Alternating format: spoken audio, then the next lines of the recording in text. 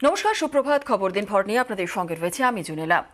অঙ্ক কষে যুদ্ধে অভিষেকের নজরে ডায়মন্ড হারবার সহ রাজ্যের 9 লোকসভা আসন। আর এই লোকসভা কেন্দ্রগুলির বিধানসভা আসন ধরে ধরে বৈঠকে অভিষেক বন্দ্যোপাধ্যায় ডায়মন্ড হারবারের 7 বিধানসভা কেন্দ্রেই লিড বাড়াতে দিলেন কড়া বার্তা।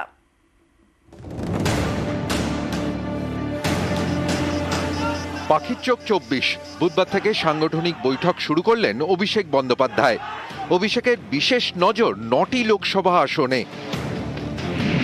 ডায়মন্ড হারবার, দার্জিলিং, কোচবিহার, মালদা উত্তর, মালদা দক্ষিণ, ঘাটাল, বোলপুর, বীরভূম এবং ঝাড়গ্রাম। এর মধ্যে 19-এর লোকসভা ভোটে বিজেপি জেতে 4টি আসনে, তৃণমূলও 4টিতে আর কংগ্রেস 1টিতে। বুধবার অভিষেক কৌশলী বৈঠক শুরু করেন নিজের কেন্দ্র ডায়মন্ড হারবার দিয়ে। ডায়মন্ড হারবার লোকসভার মধ্যে 7টি বিধানসভা আসন। 21-এর ভোটের 7টি কেন্দ্রই জেতে তৃণমূল, বিজেপি 0। এবার 24-এর ভোটে কি হবে? এদিন ডায়মন্ড হারবারের 2টি বিধানসভা কেন্দ্র নিয়ে বৈঠক করেন অভিষেক বন্দ্যোপাধ্যায়। সেই বৈঠকে নিজের লোকসভা কেন্দ্রের 7 বিধানসভাতেই লিড বাড়াতে কড়া বার্তা দেন। জানতে চান, লোকসভা ও বিধানসভা ভোটে বেশ কিছু বুথে কেন লিড পেল বিরোধীরা? অভিষেকের নির্দেশ, যেসব বুথে এর আগে ভোট কম পড়েছে সেই সব বুথ এলাকায় বেশি সময় দিতে হবে। ডায়মন্ড হারবারে যা কাজ হয়েছে তার প্রচার করতে হবে। উন্নয়নকে হাতিয়ার করেই এগোতে হবে।